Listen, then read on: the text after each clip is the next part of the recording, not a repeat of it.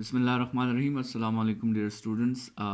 Lecture number 4 nuclear physics हम discuss कर रहे हैं। और कल के लेक्चर में हमने एक लॉन्ग क्वेश्चन पे बात की थी, रेडियो एक्टिविटी। आज के लेक्चर में भी हम एक लॉन्ग क्वेश्चन को डिस्कस करेंगे और वो लॉन्ग क्वेश्चन है आपके साथ रेडियो एक्टिव डीके लॉ पे और साथ में हाफ लाइफ। ठीक है, सो रेडियो एक्टिव डीके लॉ और हाफ लाइफ जो है उसका लॉन्ग क्वेश्चन आज हमने डिस्कस करना है। तो स्टूडेंट्स, आपके साथ जो रेडियो एक्टिव डीके लॉ है, ये आपके साथ एक रिलेशन है रेट ऑफ डीके और डीके कांस्टेंट के दरमियान। ठीक है, रेडियो एक्टिव डीके लॉ जो आपके साथ है, it is a relation between rate of DK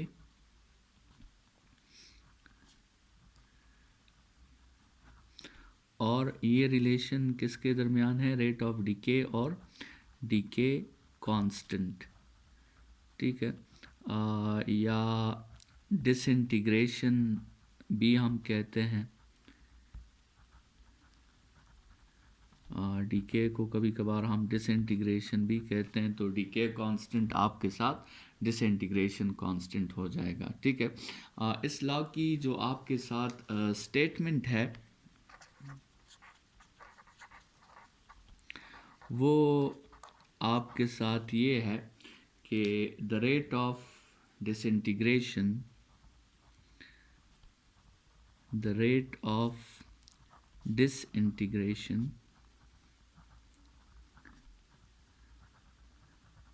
या फिर आप डीके का वर्ड भी यूज़ कर सकते हैं, is directly proportional to the number of atoms present at that time. The rate of disintegration या the rate of decay is directly proportional to the number of atoms present at that time. ठीक है, सो अगर हम जो है number of atoms present at that time को n से represent करें, सो इसका मतलब ये हुआ कि delta n by delta t, मतलब rate of decay of atoms with respect to time. ये डीके जो वर्ड है मतलब एटम्स में डिक्रीज़ आ रहा है, तो इसलिए हम इस delta N by delta T को नेगेटिव लेते हैं। ठीक है, ये चेंज जो आ रहा है ये डिक्रीज़ का आ रहा है, तो डिक्रीज़ में फिर रेट ऑफ चेंज को नेगेटिव लिया जाता है। So the rate of decay of atoms with respect to time is directly proportional to the number of atoms present at that time. और इसमें फिर जब हम कांस्टेंट लगा लेते हैं तो minus delta n by delta t is equal to lambda n आ जाएगा। और इस माइनस को हम उस तरफ भी शिफ्ट कर सकते हैं, तो आपके साथ delta n by delta t is equal to minus lambda n. ठीक है, सो ये जो आपके साथ रेट ऑफ डीके है delta n by delta t, इस रेट ऑफ डीके के लिए कभी कभार हम कैपिटल आर भी यूज़ करते हैं, रेट ऑफ डीके। ठीक है, सो ये जो लॉ आया है इसको रेडियो एक्टिव डीके लॉ कहते हैं। और इसका एक दूसरा फॉर्म भी हम आगे निकालेंगे इसी रेडियो एक्टिव डीके लॉ का, लेकिन फ़िलहाल जो है आप इस डीके लॉ की मैथमेटिक्स में जो रिप्रेजेंटेशन है वो आप ज़रा समझने की कोशिश करें। मैथमेटिक्स में और ख़ास तौर पे डिफरेंशियल कैलकुलस में इस रेट ऑफ चेंज को हम अक्सर डिराइवेटिव कहते हैं। ठीक है, सो इसको हम जो है फिर मैथमेटिक्स में लिख सकते हैं d n by d t, मतलब derivative of the number of atoms with respect to time. तो अगर इस लिहाज से आप इस फार्मूला को इस तरह लिखें कि d n by d t is equal to minus lambda n, और इस डिफिनीशन को आप मैथमेटिकली जो है वो या डिस्क्रिप्टिवली डिफाइन करना चाहें तो आप इस डीके लॉ को इस तरह भी डिफाइन कर सकते हैं कि the derivative of number of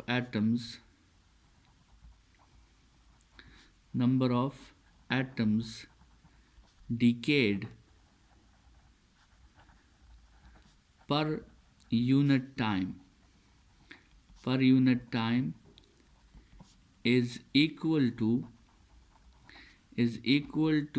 the negative product of decay constant and number of atoms at that point। ठीक है, तो ये हमने सिंपली क्या किया है कि जो आपके साथ मैथमेटिकल फॉर्म थी उसको हमने डिस्क्रिप्टिवली जो है वो एक्सप्लेन कर लिया है। ठीक है, अब इस रेडियो एक्टिव डीके लॉ की एक दूसरी मैथमेटिकल फॉर्म की तरफ आते हैं जिसमें हमें थोड़ी सी डिराइवेशन करनी होगी। तो लेट्स सपोज जो है उसको हम एक्सप्लेनेशन के हेडिंग में डिस्कस कर लेते हैं। कंसिडर करें कि आपके साथ एक मटेरियल है, ठीक है, और वो रेडियो एक्टिव मटेरियल है जिसमें आपके साथ बहुत से रेडियो एक्टिव एटम्स हैं। ठीक है, ये आपके साथ रेडियो एक्टिव एटम्स हैं। ठीक है, तो हमने time t is equal to 0 से जब ऑब्जर्वेशन की t इज़ इक्वल टू 0 पे, सो अनडिकेड एटम्स जो थे, अनडिकेड एटम्स, उसको हमने कह दिया n नॉट। ठीक है, और जब हमने कुछ टाइम के लिए ऑब्जर्वेशन की, let's suppose t is equal to t तक, तो उस n नॉट में से कुछ एटम्स डिके हो गए और फिर जब अनडिकेड एटम्स को हमने देखा तो उसको हम n कह देते हैं। ठीक है, सो और हमें पता है कि वो n जो है लेस होगा n नॉट से, क्योंकि आपके साथ कुछ एटम्स जो हैं वो तो डिके कर चुके होंगे, तो जो new present number of atoms होंगे वो आपके साथ जो है वो फिर कम होंगे, तो n जो है वो ऑब्जर्वेबल बात है कि वो n नॉट से कम होगा। t जो है ये 0 से ज़्यादा होगा और n जो है वो n नॉट से कम होगा। मतलब जितना टाइम गुजरता जा रहा है एटम्स जो हैं अनडिकेड एटम्स वो कम होते जा रहे हैं, और इसीलिए तो हमने वो माइनस साइन लगाया था कि यही जो है वो decrease in the number of undecayed atoms जो हैं। ठीक है, अच्छा, अब ये जो फॉर्मूला हमने लिखा है dN/dt is equal to minus lambda n, इस फार्मूला को थोड़ा सा रीअरेंज करते हैं और इस n को इस तरफ भेज देते हैं और dt को इस तरफ भेज देते हैं, तो आपके साथ स्टूडेंट्स ये फॉर्म कुछ इस तरह हो जाएगा कि 1/n dn is equal to minus lambda dt। ठीक है, 1/n dn is equal to minus lambda dt। Students यहाँ पर जैसे हमने कहा, ये जो d आपको सिंबल नज़र आ रहा है, ये d, इस d को हम जो है वो मैथमेटिक्स के ज़ुबान में डिफरेंशियल कहते हैं। ठीक है, और इस डिफरेंशियल के इफ़ेक्ट को ख़त्म करने के लिए हम जो है वो इंटीग्रेशन लेते हैं।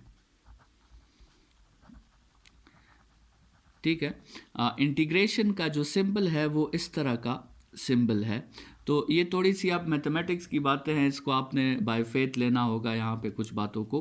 तो हम इस तरह करते हैं कि इस डिफरेंशियल के इफ़ेक्ट को ख़त्म करने के लिए हम इस इक्वेशन की दोनों साइड्स पर जो है वो इंटीग्रेशन लेते हैं। ठीक है, लेकिन इंटीग्रेशन जो हम लेंगे, जो एक स्पेशल केस है इंटीग्रेशन का जो हम लेंगे, उसको डेफिनेट इंटीग्रल कहा जाता है। ठीक है, तो हम ये वाला इंटीग्रल लेंगे, डेफिनेट इंटीग्रल। डेफिनेट इंटीग्रल वो होता है जिसमें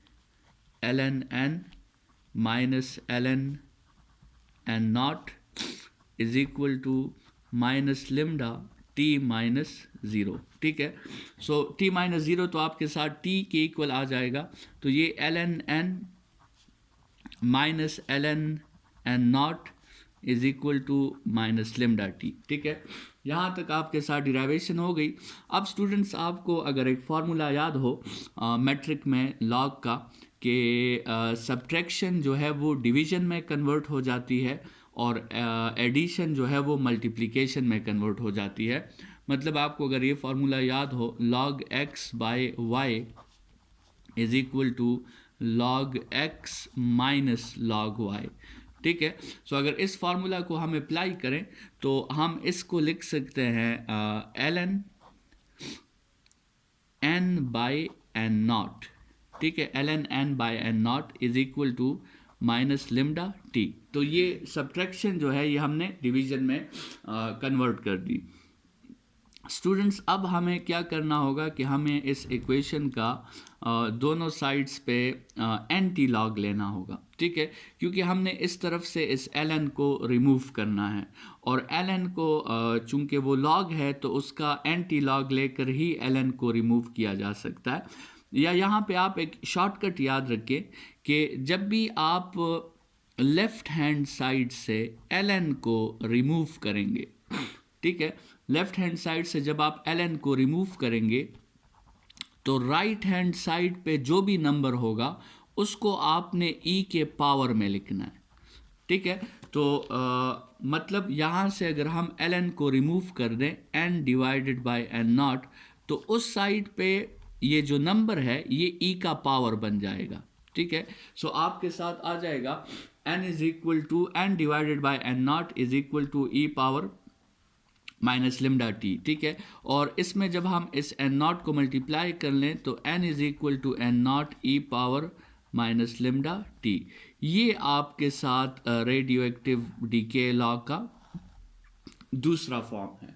ठीक है, तो इस फॉर्म को डिराइव करने के लिए हमने मैथमेटिक्स के डिफरेंट टेक्निक्स की हेल्प ली है, और उसके बारे में आपको जो है चूँकि कोई आइडिया नहीं है क्योंकि आप मेडिकल के स्टूडेंट्स हैं, तो बहुत से स्टेप्स यहाँ पे और फार्मूलाज जो हैं और बहुत से ऑपरेटर्स जो हैं वो आपने यहाँ पे बाय फेथ लेने होंगे, उसको आपने जहन में रखना होगा। ठीक है, लेकिन बहरहाल ये जो आपके साथ दूसरा इक्वेशन आया है, इस इक्वेशन को भी हम रेडियो एक्टिव डीके लॉ कहते हैं। ठीक है, एक तो आपके साथ ये फॉर्म आया था रेडियो एक्टिव डीके लॉ का कि delta n by delta t is equal to minus lambda n. ठीक है, और इसको हमने आर भी कहा था, और ये रेडियो एक्टिव डीके लॉ का दूसरा फॉर्म है n is equal to n naught e power minus lambda t. Students, ये बात याद रखें कि ये दोनों लॉज जो हैं ये आप इसे कह सकते हैं कि ये एक किस्म के स्टैटिस्टिकल लॉज हैं। ठीक है, ये स्टैटिस्टिकल लॉज हैं, और इस लॉज से जब भी कोई रिज़ल्ट आएगा तो हम ये श्योरिटी से नहीं कह सकते कि आपके साथ एक्चुअली भी वही रिज़ल्ट होगा जब हम एक्सपेरिमेंट परफॉर्म करें। और ये हमने रेडियो एक्टिविटी में स्टार्ट में ही डिस्कस किया था कि रेडियो एक्टिविटी जो है ये मुकम्मल तौर पे रैंडम प्रोसेस है। हमारे जो कैलकुलेटेड आंसर्स हैं वो ज़रूरी नहीं कि एक्चुअल आंसर्स के हमेशा इक्वल आएँ। ठीक है, सो ये लॉज जो हैं ये स्टैटिस्टिकल लॉज हैं, आपको एक प्रोबेबिलिटी मिल सकती है, लेकिन हम ये नहीं कह सकते कि अगर एक्चुअली हम ये एक्सपेरिमेंट करके देखें तो हमें वही वैल्यूज़ मिलेंगी जो इन लॉज से हमें रिज़ल्ट में आई हैं। ठीक है, सो दे आर स्टैटिस्टिकल लॉज, और इसी रैंडमनेस की वजह से, ये जो रैंडमनेस है रेडियो एक्टिविटी की, इसी रैंडमनेस की वजह से हम कभी भी किसी भी रेडियो एक्टिव एलिमेंट का फुल टाइम जो है, फुल टाइम ऑफ डीके हम कभी भी फाइंड नहीं कर सकते। ठीक है, क्योंकि मतलब फुल टाइम ऑफ डिके का मतलब ये है कि वो टाइम जिसमें वो सारे के सारे एटम्स जो हैं वो डिसइंटीग्रेट हो जाएं, मतलब वो सारे के सारे एटम्स जो हैं अपने आप को स्टेबल करने के लिए दूसरे एटम्स में जो कि मोर स्टेबल हो उसमें डिसइंटीग्रेट हो जाए, तो इसको हम कहेंगे फुल टाइम ऑफ डिके। तो चूंकि रेडियो एक्टिविटी का प्रोसेस मुकम्मल रैंडम है और इसका रेट जो है वो इनिशियल या अनडिकेड नंबर ऑफ एटम्स पर डिपेंड करता है, तो इसका फुल टाइम कभी भी जो है वो हम फाइंड नहीं कर सकते, ना ही उसके लिए हम कैलकुलेशन कर सकते हैं, ना ही उसे हम मैथमेटिक्स में या उसका कोई मॉडल बना सकते हैं। हम जो चीज़ फाइंड करते हैं उसको हम कहते हैं हाफ टाइम। ठीक है, तो हम किसी रेडियो एक्टिव मटीरियल के लिए जो चीज़ फाइंड करेंगे उसे हम हाफ टाइम कहेंगे। ठीक है, और हाफ टाइम जो है, अब इसकी तरफ आते हैं जो इस लॉन्ग क्वेश्चन का दूसरा पार्ट है। हाफ टाइम वो टाइम है जिसमें एक रेडियो एक्टिव एलिमेंट जो है वो 50% के जो उसके एटम्स हैं, 50% ऑफ एटम्स वो डीके हो जाएंगे और 50% ऑफ एटम्स जो हैं वो रिमेनिंग मतलब अनडीकेड रह जाएंगे। मतलब वो टाइम जिसमें एक रेडियो एक्टिव मटीरियल के 50% ऑफ एटम्स डीके हो जाते हैं और 50% ऑफ एटम्स जो है वो अनडीकेड रहते हैं, उस प्रॉपर्टी को या उस टाइम को हम हाफ टाइम कहते हैं। स्टूडेंट्स, ये हाफ टाइम जो है ये मटीरियल प्रॉपर्टी है। ठीक है, और ये मतलब हर मटेरियल का अपना हाफ लाइफ होता है। ठीक है, तो कुछ मटेरियल्स के हाफ लाइफ बहुत कम भी हो सकते हैं, कुछ मटेरियल के हाफ लाइफ ईयर्स में भी हो सकते हैं। ठीक है, तो ये एक मटेरियल प्रॉपर्टी है। दूसरी बात इस हाफ लाइफ में ये है कि ये हाफ लाइफ इंडिपेंडेंट है सारे एक्सटर्नल इफेक्ट से। मतलब independent of pressure, volume, temperature, humidity.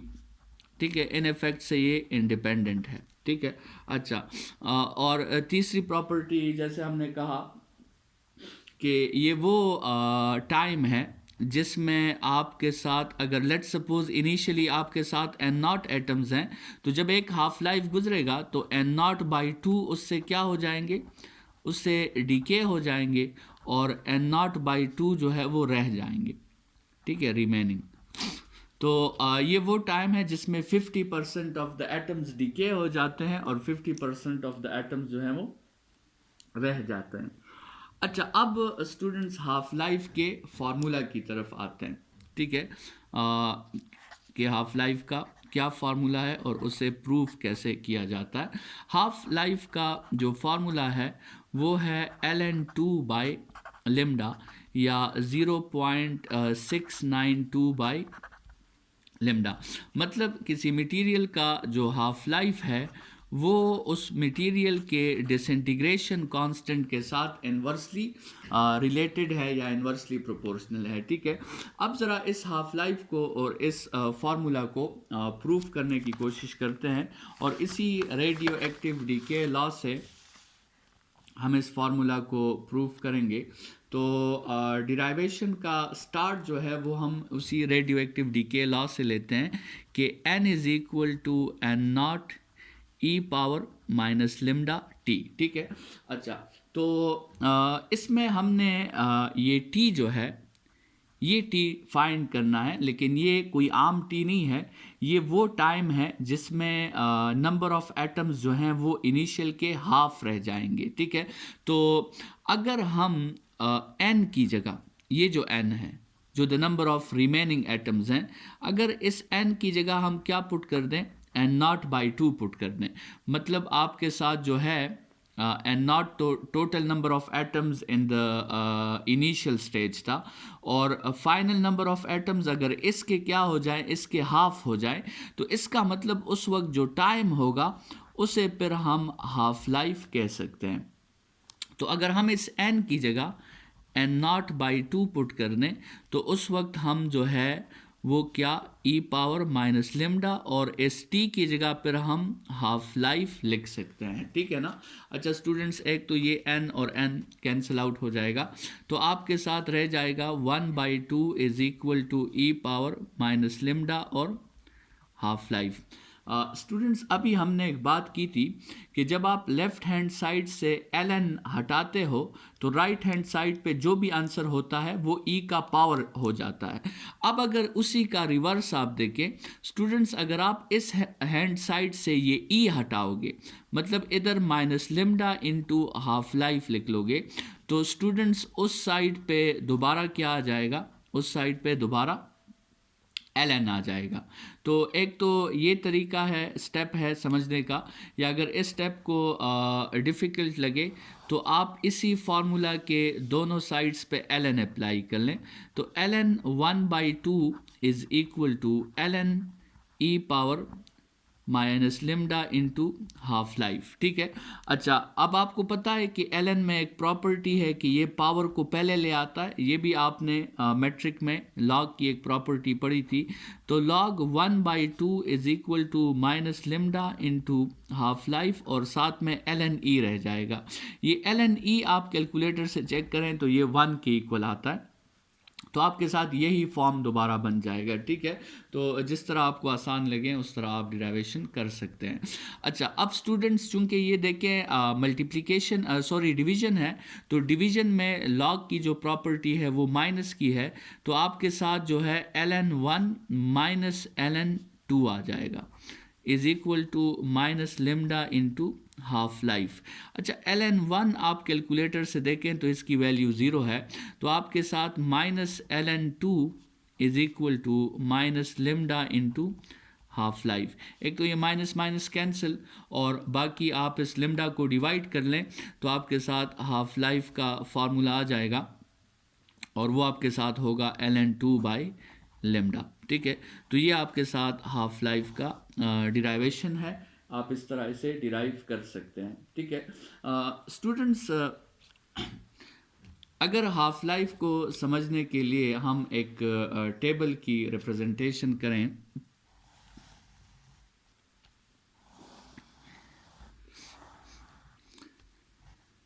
हाँ, लेट्स सपोज आप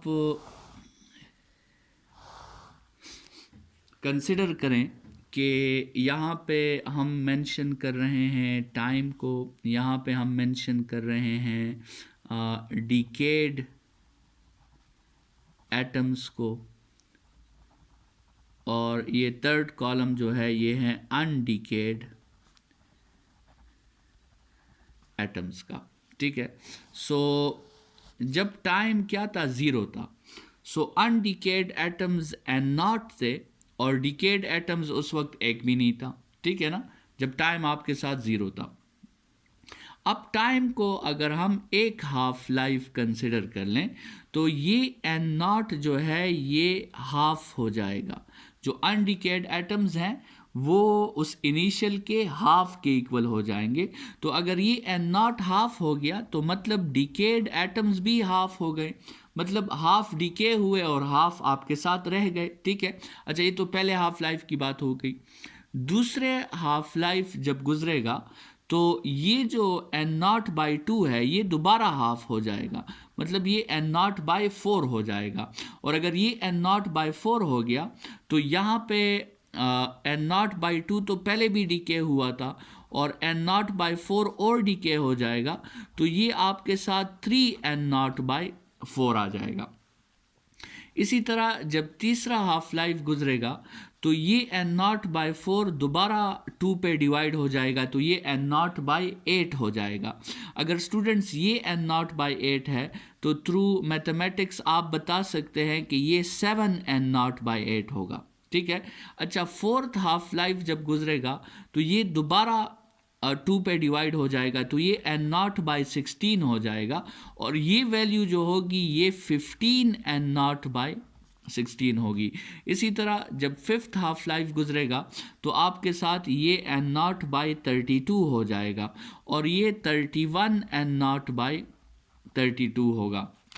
इसी तरह जब आपके साथ 6th हाफ लाइफ गुजरेगी तो ये n0 बाई 64 हो जाएगा और ये 63 n0 बाई 64 हो जाएगा। स्टूडेंट्स, मैं ये वैल्यूज़ कैसे बिल्कुल आसानी से लिख रहा हूँ, क्योंकि आपको पता होना चाहिए कि इन दोनों की एडिशन से हमेशा n0 आना चाहिए। किसी भी कॉलम में दोनों की एडिशन से हमेशा आपके साथ n0 आना चाहिए। तो अगर आपको एक की वैल्यू मिल गई, उसी वैल्यू को 1 से माइनस कर लें तो आपको उस दूसरी की वैल्यू मिल जाएगी। Let's suppose 7th half life गुजर गया तो ये n0 बाई 128 हो जाएगा और ये वैल्यू 127 n0 बाई 128 हो जाएगी। ठीक है। अच्छा स्टूडेंट्स, यहाँ पे ज़रा आप बताएं, आप इन हाफ लाइफ्स को बढ़ाते जाएं, ये वैल्यू कभी भी ज़ीरो तक नहीं आएगी, क्योंकि किसी नंबर को चाहे आप बहुत बड़े नंबर पे डिवाइड कर लें, रिज़ल्ट उससे कभी भी आपके साथ ज़ीरो नहीं आता। तो ये डिकेड एटम्स कभी n0 और ये एटम्स कभी ज़ीरो होंगे, ये सिर्फ एक ही टाइम पे पॉसिबल है जब इन्फिनिटी हाफ लाइफ जो हैं वो गुजर जाएं। ठीक है। सो इसलिए हमने स्टार्ट में कहा था कि हम फुल टाइम जो है वो किसी मटेरियल का जिसमें वो n0 से चला जाए ज़ीरो पे, हम फुल टाइम कभी भी किसी मटेरियल का फाइंड आउट नहीं कर सकते। तो इसलिए हम हमेशा हाफ लाइफ जो है वो फाइंड आउट करते हैं। स्टूडेंट्स, अगर इस हाफ लाइफ का हम एक दूसरे तरीके से ग्राफिकल रिप्रेजेंटेशन जो है वो डिस्कस करें, तो इस हाफ लाइफ का ग्राफिकल रिप्रेजेंटेशन हम ऐसे डिस्कस कर सकते हैं कि वाई एक्सिस पे अगर हम नंबर ऑफ एटम्स ले लें n, और एक्स एक्सिस पे हम जो है वो टाइम ले लें। ठीक है। वाई एक्सिस पे नंबर ऑफ एटम्स हैं और एक्स एक्सिस पे टाइम है। कंसिडर करें कि इनिशियली एक मटेरियल है जिसमें आपके साथ है 20 एटम्स। ठीक है। मतलब n0 की वैल्यू क्या है, चलें 100 एटम्स कर लेते हैं। ठीक है। 100 एटम्स हैं। ठीक है। अच्छा, जब एक हाफ लाइफ गुजरेगा, एक हाफ लाइफ, तो ये 100 एटम्स में से ये वैल्यू लेट्स सपोज 100 है, तो 100 में से कितने रह जाएंगे, 100 में से 50 एटम्स रह जाएंगे। ठीक है। तो एक हाफ लाइफ के बाद आपका पॉइंट इधर आ जाएगा और ये जो एटम्स हैं ये भी आपके साथ इसके हाफ रह जाएंगे। ठीक है। ये आपके साथ वो 100 एटम्स हैं, अब 50 एटम्स रहते हैं। ठीक है। अच्छा, जब दो हाफ लाइफ्स गुजरेंगे, मतलब एक दूसरा हाफ लाइफ भी गुजरेगा, तो ये जो 50 एटम्स हैं ये 25 एटम्स में कन्वर्ट हो जाएंगे। तो आपके साथ ये पॉइंट आ जाएगा।